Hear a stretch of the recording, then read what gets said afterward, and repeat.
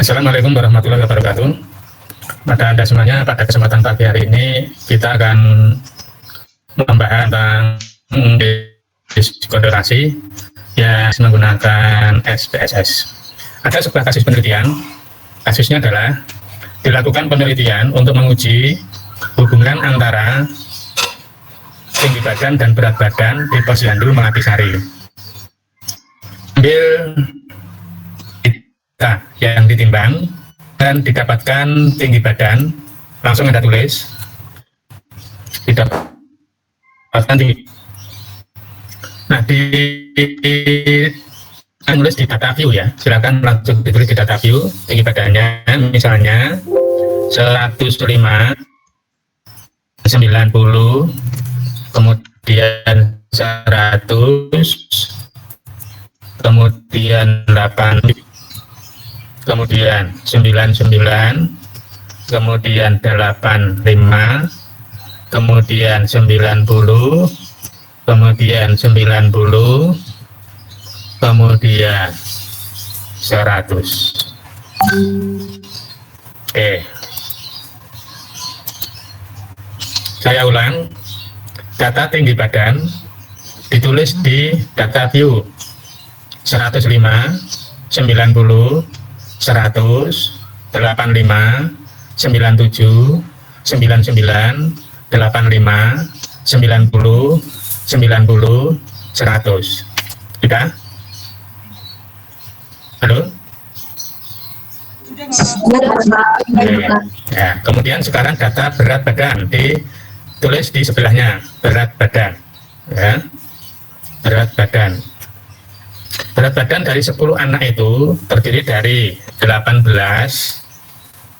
satuannya kilogram ya, kemudian 14, kemudian 16, kemudian 13, kemudian 15, kemudian 16, kemudian 14, kemudian 15, kemudian 16, kemudian 16.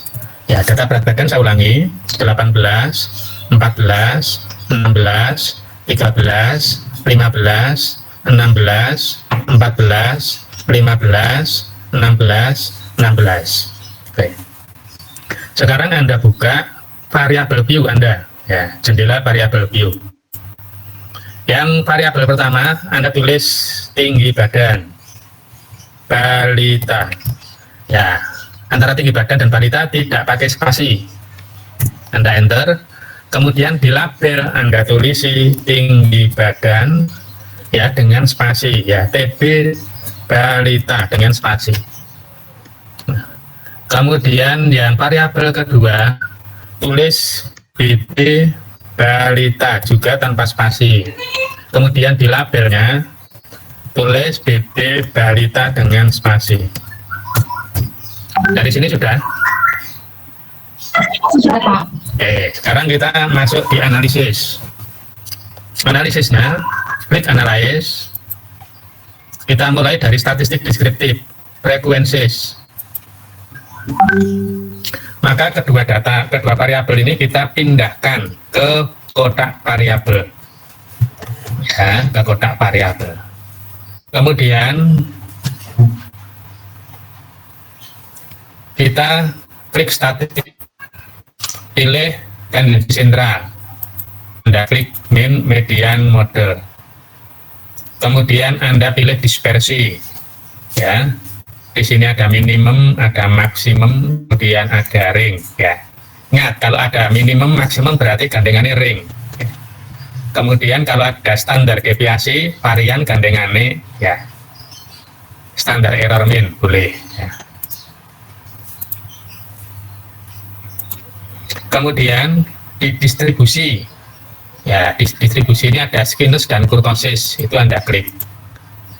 Kemudian continue. Kembali ke kotak dialog frekuensi tadi, klik chart. Kemudian Anda pilih histogram. Ya. Misalnya Anda pilih dengan kurva normal. Kalau Anda pilih dengan kurva normal, ini Anda centang, tapi kalau tidak menginginkan, diabaikan saja. Kemudian continue. Setelah itu oke. Ya. Ada yang ditanyakan? Belum, Pak. Oke, lanjut ya. Pak, iya, Pak. Berarti oke. Ya, kemudian akan keluar output. Ini adalah outputnya untuk deskriptif. Ya. Nah, output deskriptif ini, misalnya Anda pengen lewat statistik deskriptif juga boleh. Ya, misalnya Anda lewat statistik deskriptif, berarti kembali ke analyze statistik, kemudian pilih deskriptif. Maka kedua variabel itu kamu destinasikan ke kotak variabel, kemudian sesungguhnya sebelum diolah dengan deskriptif ini, diuji normalitasnya terlebih dahulu. Yang kemarin sudah kita bahas, bisa menggunakan Kolmogorov-Smirnov, ya, dengan KS itu, atau dengan menggunakan Shapiro-Wilk dengan SW. Namun, distribusi normal itu juga bisa diketahui melalui deskriptif statistik ini. Caranya dengan melihat hasil rasio dari squamous maupun kurtosis. Ya, ini bisa lihat di sini rasio squamous dan standar error squamous-nya berapa. Nah, kalau rasio squamous dan standar error squamous-nya berada 2 sampai dengan positif dekat, data itu boleh dikatakan berdistribusi normal. Ya. Jadi distribusi normal bisa dilihat dari squamous maupun kurtosis. Kurtosisnya juga rasio dari kurtosis dibagi standar error kurtosis. Oke, kita berasumsi bahwa datamu ini memiliki distribusi normal. Maka kita berlanjut pada analisis korelasi. Analisis korelasinya kembali kepada analyze. Kemudian correlate, ya, cari correlate. Sudah ketemu correlate? Sudah, Pak. Kemudian bivariate. Dua variabel ini kamu masukkan semua. Nah, ini dimasukkan semua. Setelah dimasukkan semua, kemudian lihat di correlation coefficient. Kalau itu persen sudah dicentang, berarti diabaikan saja. Langsung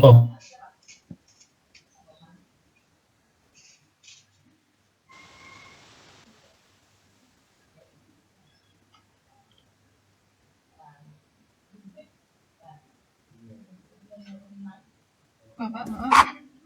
Putus.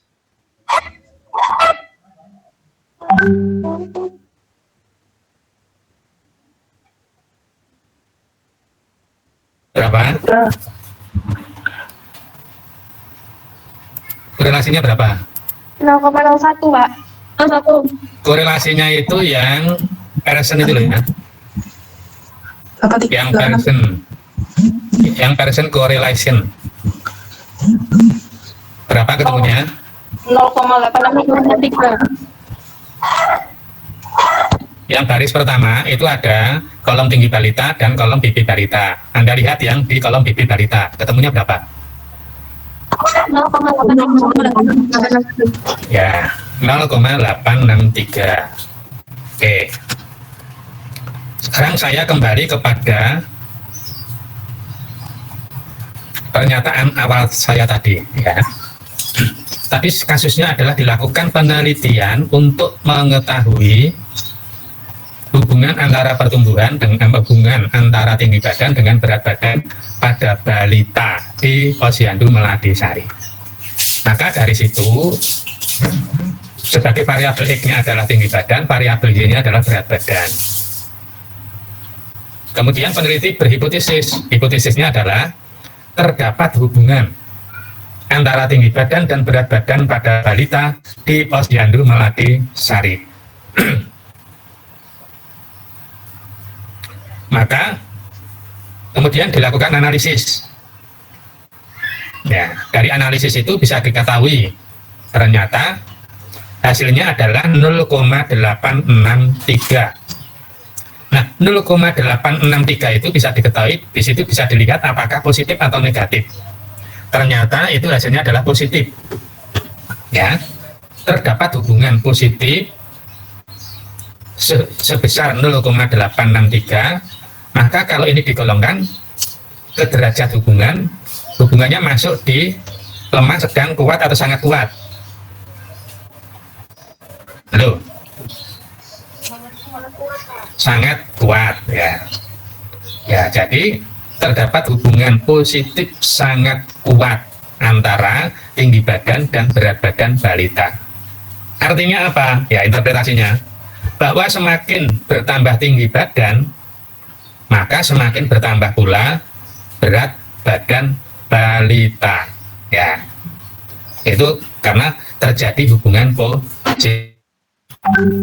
Kemudian, apakah bermakna atau tidak, apakah bisa diberlakukan untuk seluruh balita yang lain atau hanya berlaku bagi sampel saja? Maka dilihat di situ ada side-to-tail. Side-to-tailnya berapa di tempat Anda? 0,001. Ya, artinya 0,001 itu di bawah 1%, di bawah 0,01, atau di bawah 5%, 0,05.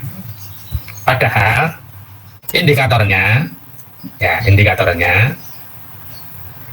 handle itu diterima jika p-value itu sama dengan side-to-tail tadi lebih besar dari 0,01 atau 0,05.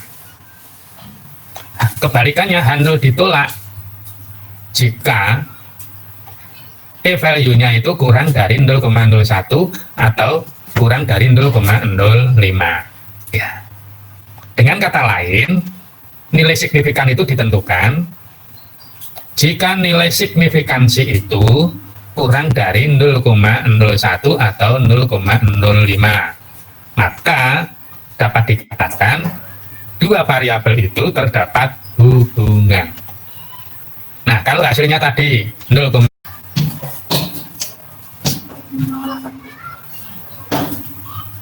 Ditolak, Pak. handlenya ditolak. Ya, berarti yang diterima apa?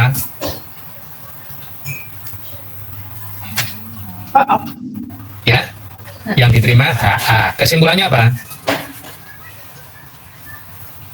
Kesimpulannya apa? Terdapat hubungan antara TB dan BB.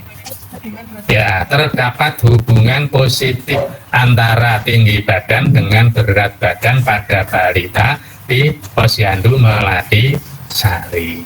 Oke. Ada pertanyaan sampai sini?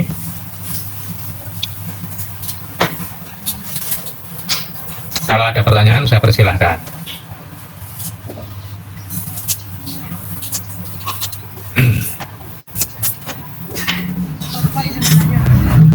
Ya, yang Pearson correlation itu tadi kan yang ini kan golongan berat ya Pak?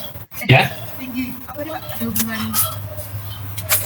yang Pearson correlation-nya itu tadi itu tergolong tinggi, sedang, tinggi, rendah, sedang.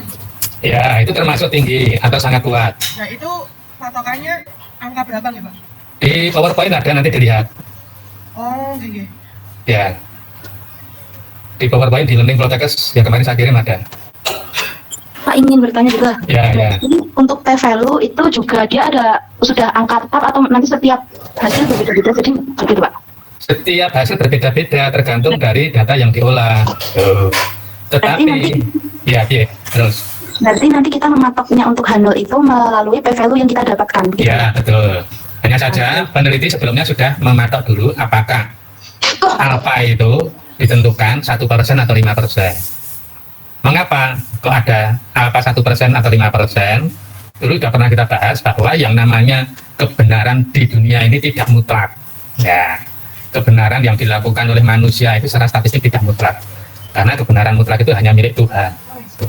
Maka sebetul apapun tetap ada salahnya. maka salah yang paling kecil adalah 1% yang diletakkan. Kemudian salah yang lebih besar kelazimannya adalah 5%. Terus pertimbangannya apa kita meletakkan alfa 1% atau 5%? Itu tergantung dari risiko hasil penelitian itu. Kalau hasil penelitian itu punya risiko terhadap kecacatan tubuh, badan, atau bahkan hilangnya nyawa, maka dipilih alfanya 1%. Ini uji coba obat KB ya. Ibuprogestin dulu sebelum dipasarkan itu diuji cobakan pada tikus misalnya. Nah, nanti kalau kita itu 0%, maka kalau ada 100 tikus yang boleh hamil itu ya 5 tikus. Nah, nanti kalau itu diberlakukan pada manusia, nanti KB banyak yang gagal. 100 tikus saja sudah yang hamil 5 tikus. Kalau 1000 tikus berarti 50 tikus hamil. Maka yang dipakai 1%. 100 tikus yang boleh hamil artinya gagal menggunakan ibuprogestin itu hanya 1. Nah, kalau 1000 tikus berarti yang dibolehkan gagal KB itu hanya maksimal 10 saja. Nah, itu artinya apa? Punya risiko terhadap nyawa atau terkait dengan kehidupan secara langsung. Nah, kalau tidak terkait dengan kehidupan secara langsung, ya pada umumnya digunakan 5% itu. Nah, itu untuk pendidikan, komunikasi, dan sebagainya. Sehingga kalau punya risiko yang gagal itu agak banyak, itu tidak langsung pada berpengaruh terhadap hilangnya nyawa. Demikian ada pertanyaan yang lain.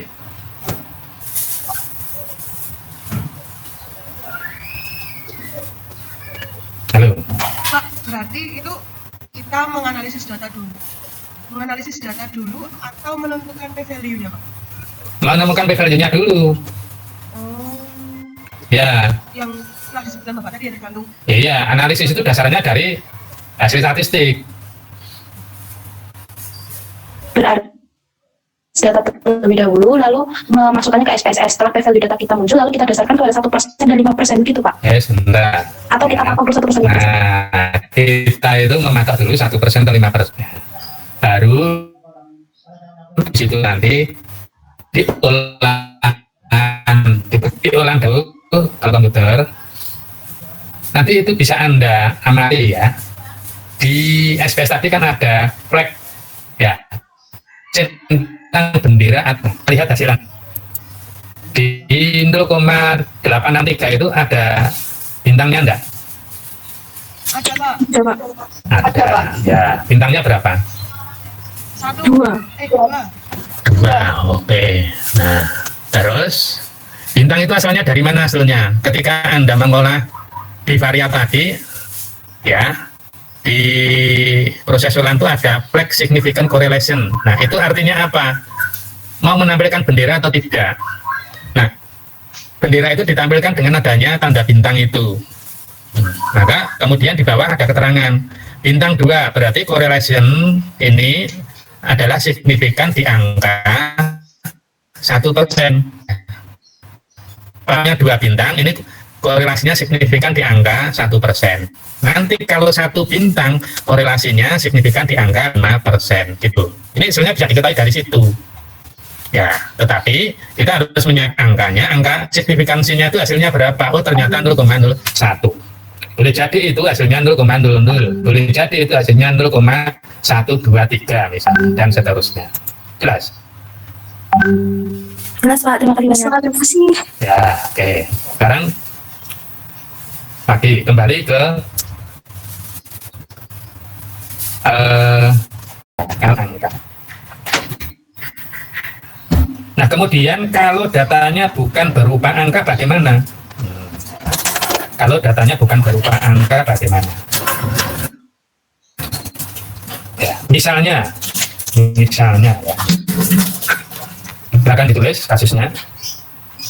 Telah dilakukan penelitian untuk mengetahui hubungan antara profesi pekerjaan olahraga yang dilakukan. pada profesi pekerjaan diambil data dari dokter, pengacara, ya, dokter, pengacara, dosen, kemudian pebisnis. Nah, ini datanya kan kategorikal semua. Kemudian coding, ya, dokter itu kodenya 1, pengacara kodenya 2, dosen kodenya 3, pebisnis kodenya 4. Sudah ditulis kodenya? Sebentar, Pak.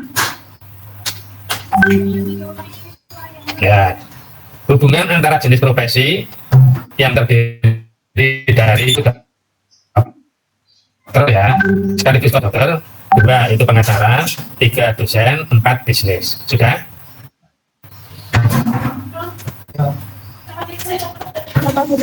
Ya, hubungannya dengan apa? Jenis olahraga. Ya, jenis olahraga yang dilakukan, langsung coding ya ini ya. 1 golf, 2 tenis, 3 bulu tangkis, 4 sepak bola. Sudah?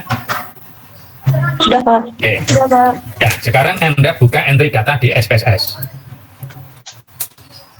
Ya. Kemudian di variable view, Anda buka di variable view. Variable view-nya itu Anda tulis profesi. Ya. Sudah? Sudah, Pak, sudah. Kemudian type, kolom sebelahnya itu type. Karena datamu itu adalah bikal, maka tipenya ini dibuat string. Caranya di numerik itu yang muncul, Anda klik di pinggirnya, nanti akan muncul kotak dialog. Variabel type, Anda pilih string yang bawah itu. Kemudian OK. Sudah kan? Ya, Pak, sudah. Kalau Anda sudah pilih string, nanti lihat di bawah di kolom nomor 2 dari belakang, measure, ukuran. Nanti akan jadi nominal secara otomatis. Tetapi kalau punyamu belum muncul nominal, juga di pinggir Anda klik, nanti Anda pilih. Di situ ada scale, ordinal, dan nominal. Anda pilih nominal. Sudah kan? Sudah, Pak. Oke, sekarang di label Anda tulisi. Ya, di label berarti Anda tulisi jenis profesi. Jenis profesi. Kemudian di value sebelahnya ada value. Ya, Pak, ada. Tertulis apa di situ? Non. Ya, itu Anda klik. Nanti muncul kotak dialog value label. Di value Anda tuliskan 1. 1 tadi untuk apa? Di profesi? Dokter. Ya, Anda tulis dokter di situ. Kemudian add. Kemudian 2 untuk apa? Pengacara. Ya, Anda tuliskan pengacara di situ. Kemudian add. Kemudian 3 untuk apa? Bisnis, Pak. Bisnis. 3 dosen. Pak. Ya, dosen. Anda add. Kemudian 4 baru bisnis. Nah, kemudian add. Setelah itu OK. Nah, sekarang yang variabel kedua, apakah juga seperti itu? Silakan dilakukan. Yang olahraga.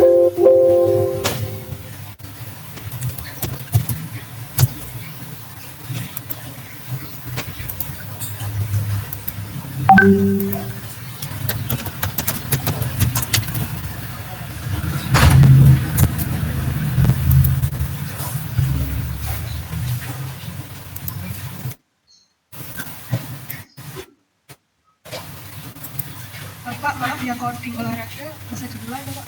Terima kasih. Yang coding? Yang coding apa? Coding olahraga. 1 golf, 2 tenis, 3 badminton, bulu tangkis ya tadi, 4 sepak bola.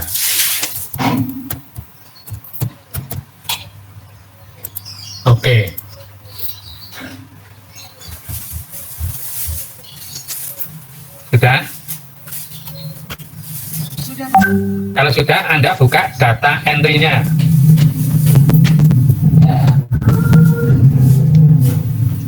Di data entry-nya. Kita masukkan yang sekarang profesi dulu.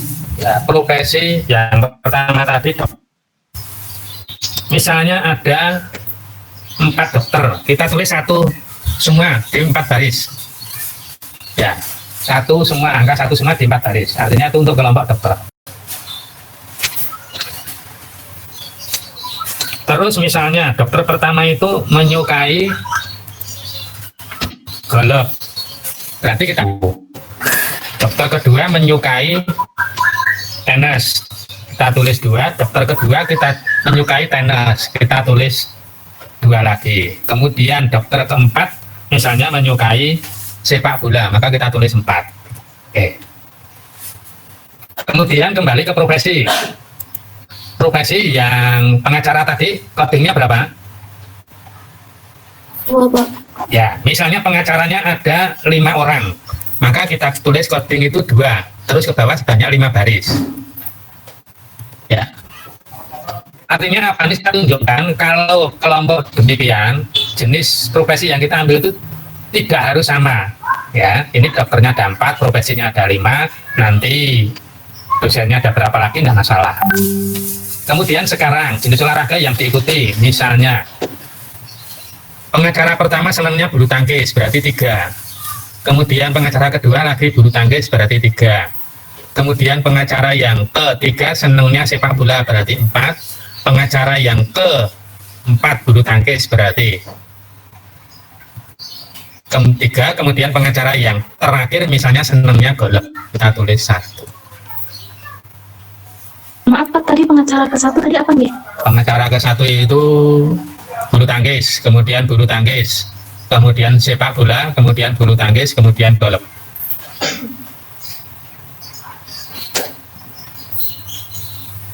Kemudian dosen sekarang. Kita mengambil 4 dosen, berarti codingnya 3 buat 4 baris.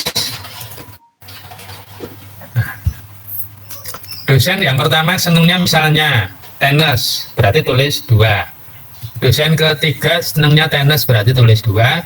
Dosen kedua berarti tenis. Dosen ketiga senangnya misalnya bulu tangkis, kita tulis 3. Dosen yang keempat misalnya senangnya bulu tangkis, kita tulis 3 lagi. Terus sekarang bisnis, misalnya kita hanya ngambil 3 saja, maka buat kode 4 itu di 3 baris. Bisnis ini senangnya misalnya sepak bola, kita tulis 4. Ada yang seneng golf, kita tulis 1. Ada yang seneng 2, itu apa 2 tadi? Tenis, Pak. Tenis, oke. Ya. Kemudian hipotesis yang diajukan oleh peneliti, ya hipotesisnya. Pak, maaf, yang terakhir itu olahraganya apa ya, Pak? Olahraganya tenis. Yang nomor 2? Itu yang bisnis ya, yang bisnis itu bisnis pertama itu sepak bola, bisnis kedua itu golf, bisnis ketiga itu tenis. Siapa, Pak? Oke. Kemudian hipotesis yang diajukan peneliti, terdapat hubungan positif dan signifikan antara jenis profesi dengan jenis olahraga yang disenangi.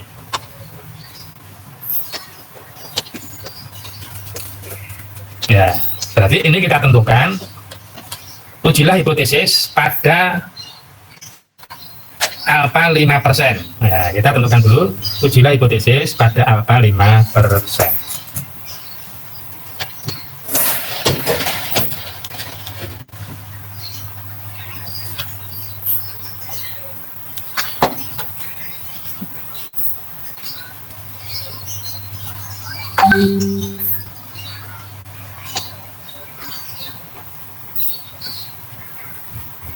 Sudah?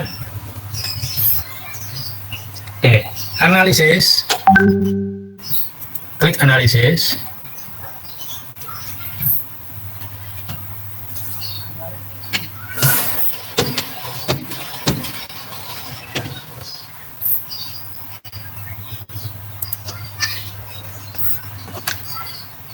Anda entry data ada belum? Sudah Pak. Tapi Sudah semua ya? apa yang belum? Sudah, Pak.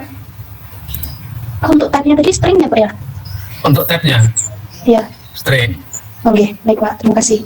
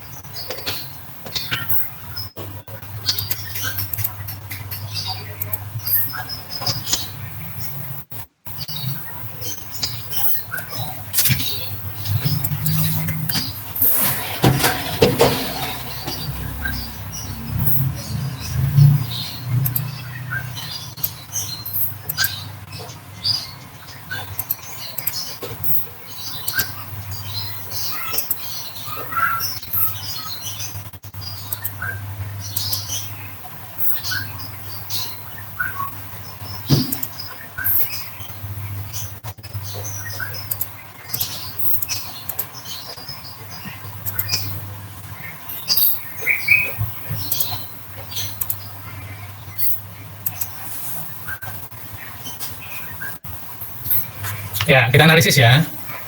Kita klik analyze,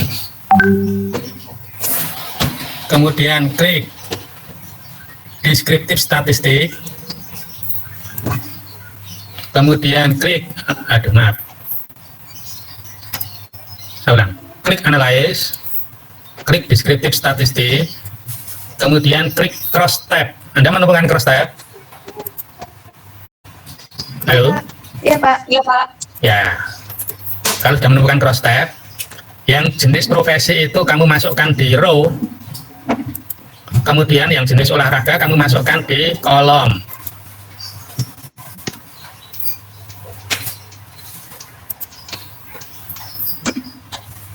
Sudah? Kemudian klik statistik.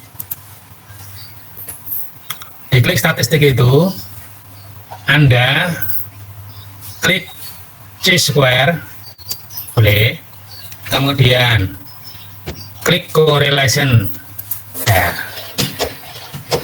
Kemudian di bawah itu nominal itu ada kontingensi koefisien, itu Anda klik,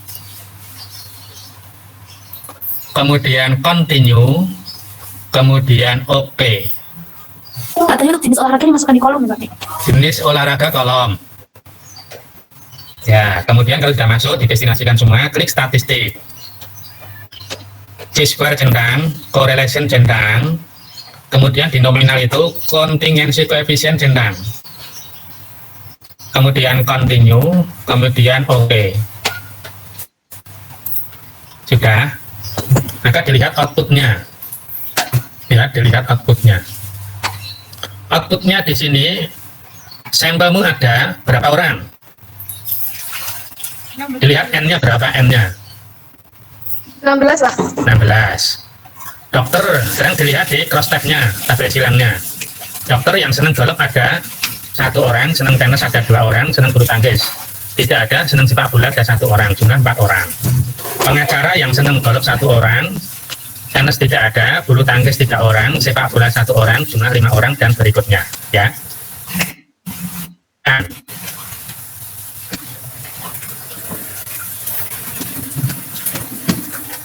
untuk mencari hubungan itu, adalah karena datamu nominal. Lihat di hasil yang terakhir. Di situ ada nominal baik. Hasilnya berapa? Hubungannya adalah situ penuh. Tadi, Pak. Ya, 0,5. Itu artinya apa? Kalau dimasukkan di derajat hubungan, termasuk hubungan tingkat sedang. Ya, 0,5 itu sedang. Terus dilihat dari signifikansinya. Ya, signifikansinya hasilnya berapa? 0,458. 0,458. Hanya diolah.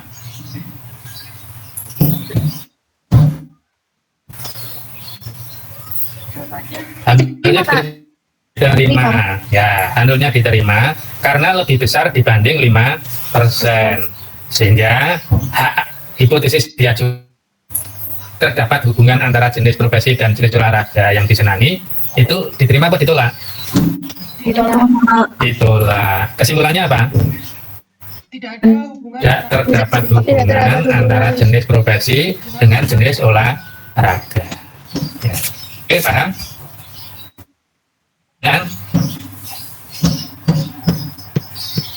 ya, kalau tidak ada pertanyaan, maka kuliah pagi hari ini saya akhiri sampai di sini. Saya ingin bertanya, Ya, berarti dengan suatu penelitian di mana itu melibatkan seumpama ibu hamil, seumpama pemberian sari kacang hijau seperti itu, berarti p-value yang kita tetapkan itu berarti yang 1%, Pak? 1%. Oh, baik Pak, terima kasih. Ya, yang lain? Ya, nanti ada latihannya. Latihannya, Anda punya classroom ya? ada Atau ya, ada classroomnya? ada. Ya, nanti untuk tugas latihannya lihat di classroom ya. Oh, oke, nanti dibikin dulu ya Pak. Enggak, lah, kan. Tapi kalau untuk Pak, Oh, nah, berarti saya tetap lewat tugasnya. Maaf Bapak. Ya, ya jadi satu. Nah, tugas Anda kirim ke learning tegas. Oh, Begitu ya? tetap di e-learning aja ya Pak ya. Assalamualaikum warahmatullahi wabarakatuh. Waalaikumsalam. Pak,